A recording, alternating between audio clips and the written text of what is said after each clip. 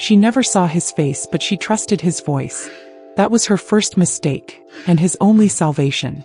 Amy Adekunle wasn't just blind. She was legacy. She was beautiful and smart. She was the pride of her father, even though she cannot see. The daughter of Charles Adekunle, a man whose name alone could silence a boardroom or broker peace between warring billionaires. Amy didn't see the glass ceilings her cousin broke. She only felt their shards when they cut her solitude. She was in an accident that took her mother's life when she was younger, but she survived. Only blind, she knew the world by texture, temperature, and tone. Her vision was sound. The rhythm of Lagos traffic, the flutter of silk curtains, the thunder in a disappointed voice. But nothing resonated like a lie. Except perhaps love. At 24, she was an executive in her father's company. She lived in a high-rise sanctuary in Ikoyi, shielded from Lagos chaos, surrounded by art she could never see and people who often tried too hard to describe it. Except Buddy. Buddy was her golden retriever and her golden thread. Her guide, her anchor, her only honest companion. Imported from Germany, trained in the UK, and spoiled in Nigeria, he had more loyalty than most humans Amy had ever met. "Tell me again," she said one evening as the sun dipped behind the blinds, casting golden warmth on her cheek. "How does sunset look?" Said Laura, her closest cousin, ever the poet. "Like fire pouring itself into a river." "That sounds painful," Amy replied with a laugh. "No wonder, I always feel it more than anything else." Laura smiled. "Maybe pain is the most honest color." But pain wore many colors. One of them walked through her father's office doors the next day, dressed in confidence and soft cologne. His name was Hugo Emily. He had charm the way a knife had shine, not to reflect but to distract. Tall, skin smooth like aged bronze, eyes like thunderstorms trying to behave. He was there to pitch a real estate tech platform. He left with an invitation to the family's end-of-year brunch. Amy first heard his voice from her father's study. Oh, smooth, calm like a con. He paused outside the door and smiled. "Who's that?" she asked when her father joined her moments later. "A brilliant young man with a dangerous smile," Charles said. "You'd like him." Charles wanted his daughter to choose her life partner herself. He can even bring the moon for her. All she has to do was ask. Amy turned her head. Buddy didn't growl. "That's promising." Hugo was invited for lunch the next Sunday. He brought wine. The expensive kind. He also brought his intention. "You must be Amy," he said. "And you must be tall. Your voice reaches down to me." He chuckled. Buddy didn't growl. Amy offered her hand. "Tell me," she asked later over soft jollof rice and grilled chicken, "what does wine look like when it dances in glass?" He thought. "Like a secret that wants to be caught." She tilted her head. "That's poetic. I was raised by a grandmother who wrote in Yoruba and thought God only listened to metaphors." Amy laughed. And her laugh didn't bounce, it soared. It lodged itself in Hugo's chest. She never saw the little things. The way he always positioned himself to her left, her better ear. The way he memorized how many steps it took from the garden bench to the porch. The way Buddy slowly stopped interrupting his visits. She also never saw the folder he kept hidden. A file with her inheritance schedule, press clippings, and a forged letter of interest from a competitor. Hugo had come with a plan. He needed money. More than money, he needed power. And Amy was the vault with a fragile lock. But Amy was not fragile. She just loved softly. And she fell hard. One night, after Laura had gone home and her father was away on business, Amy invited Hugo to stay longer. "I want to ask you something," she said. "Anything. Do I look like someone people pretend around?" He hesitated. "Sometimes." "Are you pretending now?" He took her hand. "Not right now." Buddy lay at her feet, unmoved. That was her sign. They began to see each other. Though Amy would always say she didn't truly see Hugo until much later. He took her on silent boat rides through Lekki. He read her Neruda in Yoruba. He described the moon as a gossiping grandmother who never sleeps. "You're dangerous, Hugo," she told him one evening. "Why do you say that?" "Because you make me believe things I can't verify." He swallowed. The lie in his chest throbbed. She confessed first. "I think I have fallen in love with you," she whispered on a rainy Wednesday as they listened to thunder together. He said nothing. "You don't have to say it back," she added quickly. No, he replied. I just wish you'd waited. For what? He didn't answer. That night, he sat in his car outside her estate, rain slashing the windshield, and asked himself if he could do this. Not the con, but the opposite. He was starting to love her too. And that was not the plan. Her father approved. With weary eyes, Charles said, if she trusts you, you must be doing something right. Or something very wrong. Hugo met his gaze. Maybe both. Charles nodded, suspicious. Just know that I've buried men for less. Hugo didn't flinch.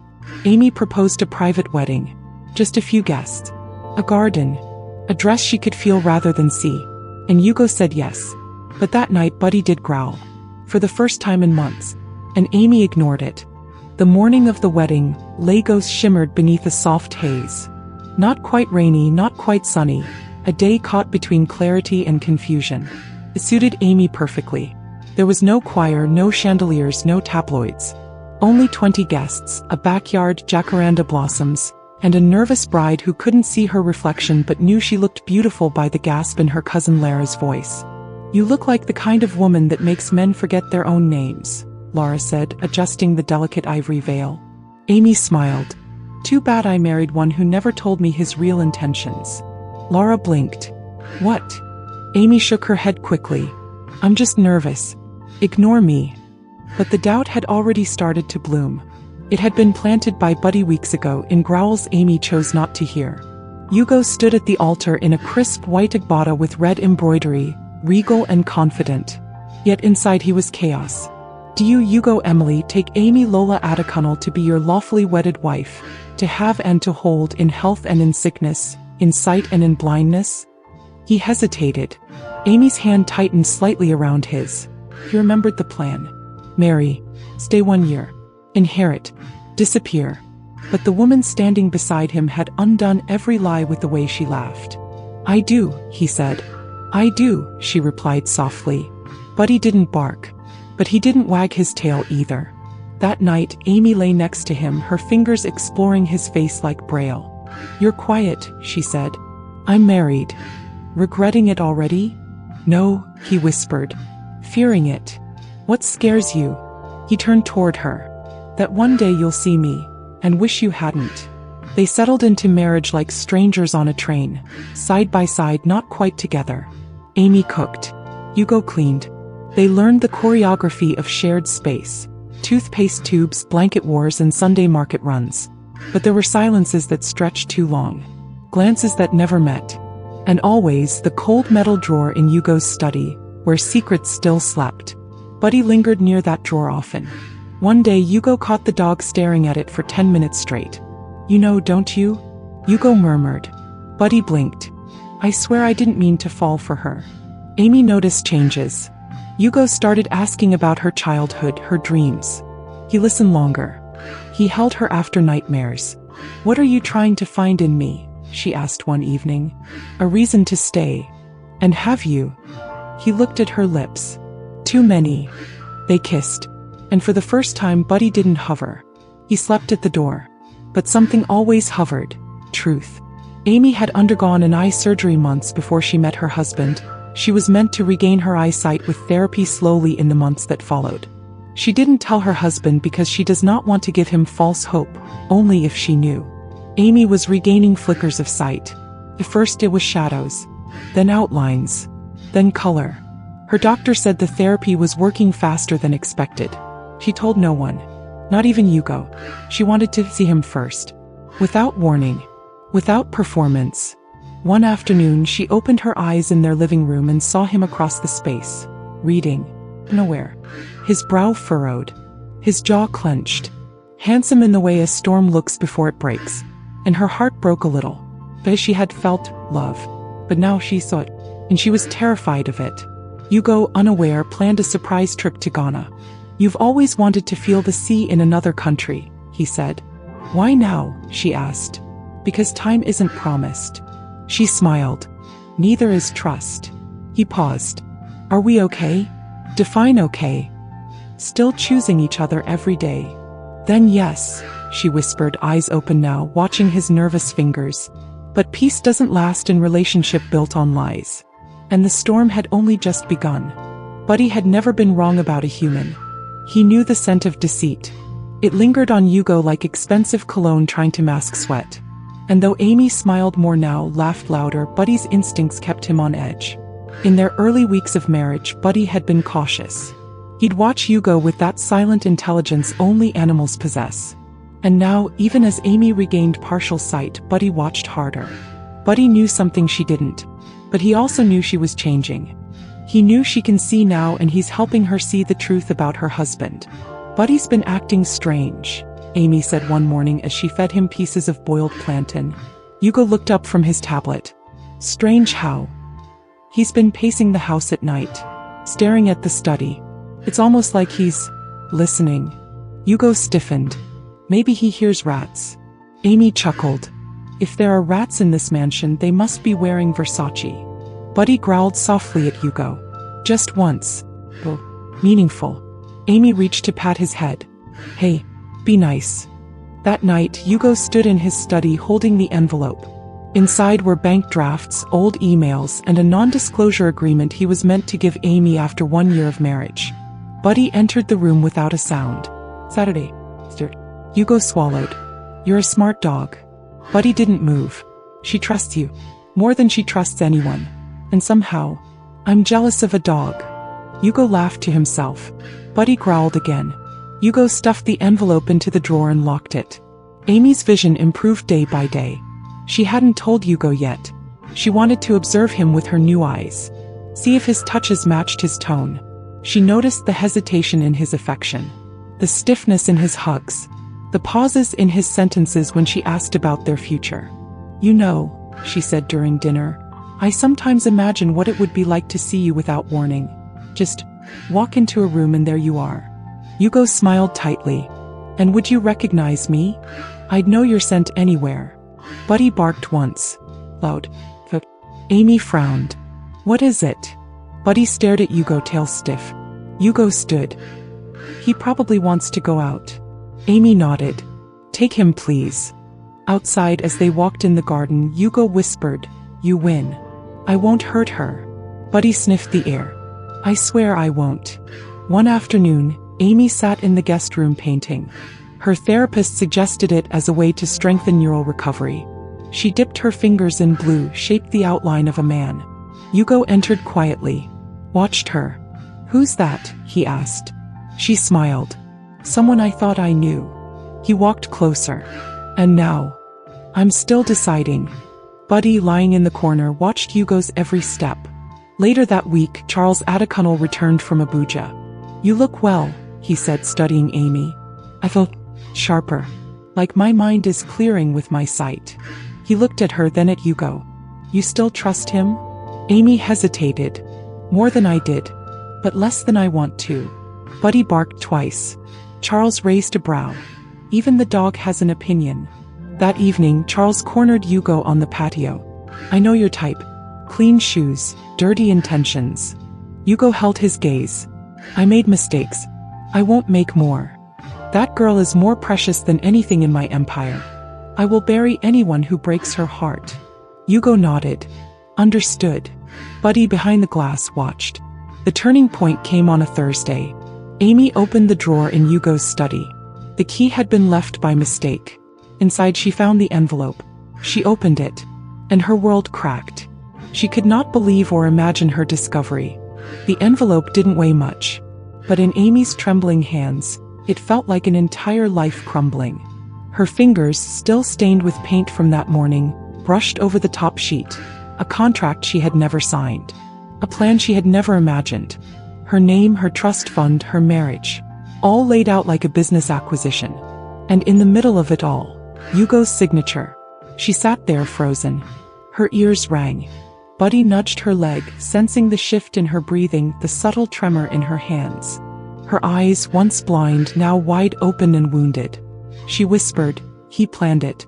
All of it. Buddy whined, leaned into her. She clutched the envelope to her chest like a mother holding a stillborn truth. When Hugo returned from his errands, he found her standing in the doorway of the study. You left your key, she said, voice calm. Too calm. His blood chilled. Amy. Seat. He obeyed. She held up the envelope. Do you want to start or should I? He stared at the floor. It was before I knew you. Before you what? Before I fell in love. She scoffed. You don't get to say that. I didn't mean for this to happen. You mean me discovering it? Or you falling in love with the girl you tricked and scammed? He stood slowly. Amy, please. I was desperate. I had debt, my mother was sick, and I had no options. I saw a way out, and yes, it was wrong. But somewhere along the way you became much more. Not a target. Not a vault. Just my Amy. She shook her head, stepping back. I loved you without seeing you. I trusted you before I had proof. And you saw that as weakness. No, he said. I saw it as purity. And it scared me. Because I don't deserve you. You're right. You don't deserve me, us. She walked away. Buddy followed. Hugo stood alone. Amy called Lara. I need air. They drove to a small art gallery in Victoria Island. Amy said little. She wore sunglasses not because of the sun but to hide eyes that had cried too long. Do you want him gone for good? Lara asked gently. I want him to feel what I felt when I realized my whole world was a lie. You are in love with him. That's the problem. Hugo moved into a hotel. He called, texted, sent flowers. Amy sent them back. Buddy tore one bouquet apart. One night she found an old voicemail. She hadn't heard it before. His voice, quiet, vulnerable. Amy, I dream about your voice even when I'm awake. You once asked what I looked like when I'm quiet. I think the answer is this. Like a man who lost the only honest thing he ever knew. She cried again. Buddy rested his head on her lap. Charles found out. He stormed into the house. Where is he? Gone. You knew, Amy said. I did, and I warned him. She looked at her father. But he changed. Doesn't undo what he did. No. But maybe it makes what we had real, but married built on lies will not work. Charles sighed. You sound like your mother. Was she this foolish? No, he said. She was this brave. Weeks passed. Amy stopped listening for the elevator ding that meant he was home. She stopped setting the table for two. But she didn't stop missing him. She began walking with Buddy more. Alone. Through parks, along beaches, through the city she once feared without sight. And slowly she began to see herself again. She sat one day in a cafe sketching with charcoal. A man walked in and froze. Hugo. She didn't look up. He approached slowly. You can see me now. I could always see parts of you. He sat. I don't deserve to ask anything. But I just wanted to be near you. Even if it's from across a table. He turned to him. For the first time her eyes locked with his. You are the most beautiful man I have ever seen, she whispered. And that makes all of this worse. He swallowed. Can I ever make it right? She said nothing. Just stared. Buddy rested beside her watching.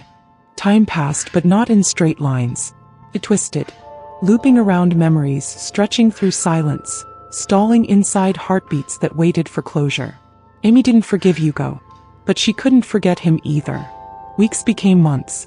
She rebuilt herself in pieces. Therapy sessions, long walks with Buddy, charcoal drawings of faces she would never show anyone. Faces shaped like regret. Like almost. Like him. And Hugo, he stayed away. Physically. But not emotionally. Every Thursday a bouquet of marigolds arrived. No note. No shender. But she knew. It was the flower she'd once described to him as sunlight for blind days. Buddy sniffed the first bouquet and left it alone. That was how she knew it was safe. One morning, Lara found Amy standing at the mirror, staring. What are you looking for? Lara asked. Evidence that I'm still here. That I survived him. You did. Then why do I miss him like this? After what he did, I still loved him. What should I do since I can't let go of the heartache? The gallery invited Amy to exhibit her work. She agreed. Not to display her talent. But to prove she wasn't broken, she was strong. At least on the outside. Opening night, she wore an emerald dress. Hair swept up. Buddy in a new black harness. Her drawings hung in golden frames. Each one faceless, haunting, full of longing. A tall man entered near closing time. Hugo. She felt him before she saw him. Buddy rose. But didn't growl. She turned slowly. Their eyes met. He approached carefully. Congratulations. The work is wounded. Alive. She exhaled. Why did you come? To see the woman I remember, and the woman I never knew. She studied him. Different suit. Same sorrow in his eyes. I see you now, she whispered. The real you. Is it too late to be that man permanently? They walked after, quietly, down narrow Lagos streets, past shuttered stalls and resting hawkers. I've changed, he said. Prove it. He smiled softly. How? Tell me something you never told me. Something without motive. He paused. When I was 6, I used to fake asthma attacks to get out of school. My mother caught me once and beat me with a Bible. I still flinch when I hear the word Corinthians. She laughed. A real, unguarded laugh. You're ridiculous. I'm trying to be honest. She looked at him. Then tell me something about me that you see now that you didn't before. Before I thought you were fragile. Now I know you're the strongest person I've ever met. Good answer. Truth. They arrived at her gate. Buddy sat between them. You want to come in? She asked. Only if you're ready. She hesitated. I haven't forgiven you, she said. I don't expect that. But I want to try. He nodded. That's enough for me. Inside nothing had changed, but everything felt new. He walked slowly through rooms he once knew well. Now he didn't touch anything without permission. Still drink ginger tea? She asked. Only if it's made by you. She brewed it. He held the cup with both hands. Like an apology. They talked for hours. About nothing. About everything. And when he stood to leave, she touched his hand. Stay. Not as my husband. Not yet. Just stay. He did. Buddy curled beside them. Peaceful. Love doesn't heal evenly. Some days it feels like air. Other days like a stone pressing against your chest. But for Amy, it now felt like a hallway with doors. Some open, some shut, and one always creaking somewhere in the distance. Hugo? He was the hallway. The shadow in it. The light leaking through its cracks. 2 weeks had passed since she let him in again. He slept in the guest room. Woke early. Made her tea. Walked Buddy. He spoke less, listened more, and touched nothing he hadn't been invited to.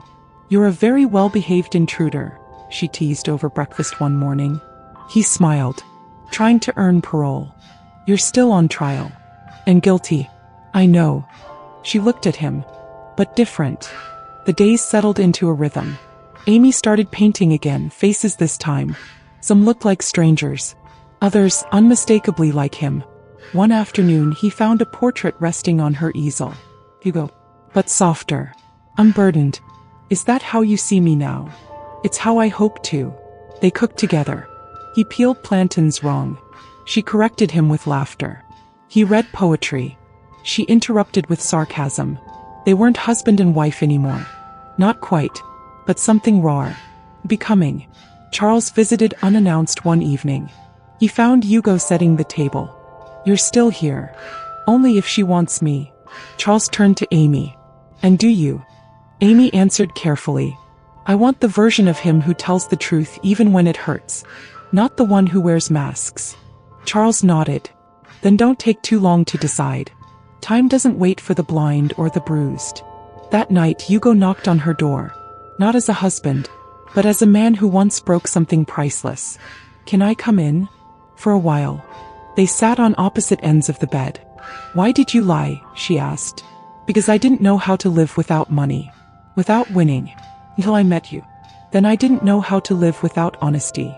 So what do you want now? A chance to love you without schemes. To build something from truth from scratch. Even if it takes the rest of my life. She said nothing. But her eyes glistened. The next day she handed him a canvas. Paint what you want our future to look like. No words. Just color. He returned it hours later. Swirls of deep red and golden yellow. Passion and peace, he said. Fire but no destruction. Warmth, not burning. She framed it. Buddy grew less tense. He no longer followed Hugo constantly. Instead he rested nearby, eyes half closed, tail occasionally thumping. Acceptance in dog language. One Sunday, Amy took Hugo to church. My sight was restored gradually. Not in a flash. I think my trust is the same, she told the pastor. Restoration isn't always sudden, the pastor replied. But what matters is that it's happening. The congregation was large. Some recognized her. A few whispered. But when she held Hugo's hand during worship, and he looked at her like a man seeing God in the woman beside him, she no longer cared who watched. The following week, she hosted a private dinner for close friends and family. At the end, she stood up holding a glass of Zobo drink. "I once loved a man blindly," she began. "And then I saw him. Flaws, lies, wounds. And I hated what I saw." Everyone was quiet. She continued. "But later I saw something else. A man trying.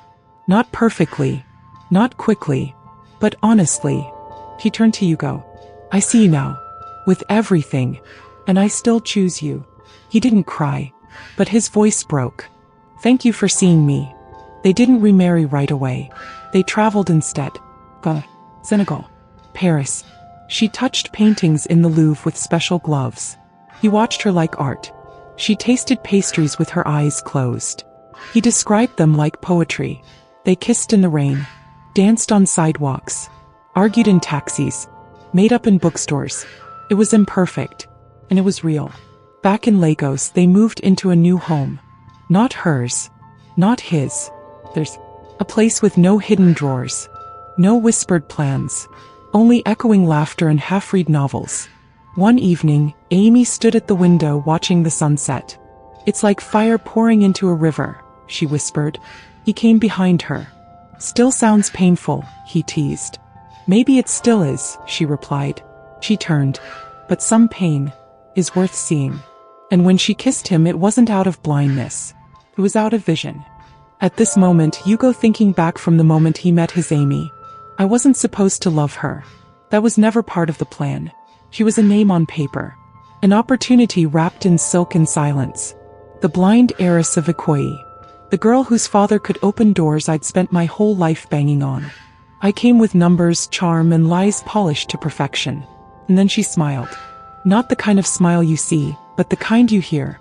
A sound that softened things in me I didn't even know were hardened. And suddenly I couldn't remember the next move in the plan. I couldn't remember the script. I just listened. She asked me what the sunset looked like, and I lied. I said it looked like fire pouring into a river just to impress her. But truth? That moment I realized something far more dangerous. He trusted me. And that trust, it broke me. Because I didn't deserve it. I watched her trace my face with her fingertips one night. Gently. Like I was something delicate. She didn't know I was made of rust and regret. That my pockets were heavy with motive. But her hands didn't judge. Her hands forgave a version of me she hadn't even seen. And I wept. Not in tears. Not at first. But in silence. In guilt. In every pause between her questions and my answers. The moment I knew I loved her was the moment I stopped lying to myself. I was brushing her hair, humming some old Lagbaha tune I barely remembered. And she laughed, reached for my hand and whispered, "I feel safest when you're here." Safe. God. That word. I wasn't a safe man. I had lived too long in survival. In shadows. But somehow with her, this woman who saw the world in sound and spirit, I felt like a better version of me was possible. That terrified me. Because if love makes you honest, then I knew I'd lose her the moment she saw me. Truly saw me. And yet, for the first time in my life, I wanted to be seen. Even if it meant breaking everything. Even if it meant starting over. Even if it meant earning her all over again. I didn't fall in love with Amy. I crashed into her, with every lie I'd ever told, only to discover that she was the only truth I'd ever needed.